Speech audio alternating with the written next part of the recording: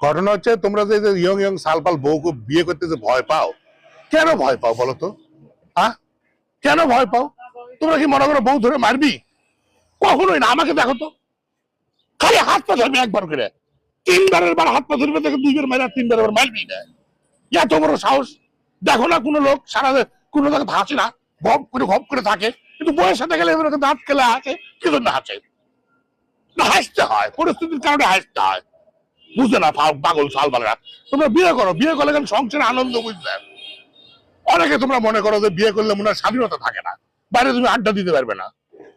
একদিন বলে দিছি, কখনো তুমি ফোন করে আমাকে ডাকতে পারবে না। এখন বউ আমাকে ফোন করে মনে করো ডাকে না, যা লাঠি দিয়ে বাইরে বাড়ি দিয়ে এসে।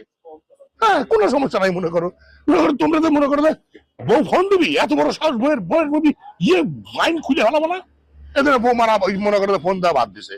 যেদিন মনে হয় বাইরে আড্ডা দিতে মনে করো যায়, লাঠি নিয়ে দাঁড়াইলে আমি মনে করো সুর করে বাচ্চা আসবো। ভালো, খুব ভালো বিষয়। হ্যাঁ, কাপড় চোপড় কাচার কথা হলে, বাসন বাসন মাজার কথা হলে একটা নিজ দায়িত্ব মনে করো করে তাড়াতাড়ি করে সারে বাইরে চলে আসি। কোনো মানে ভাবনার কোনো বিষয় নাই।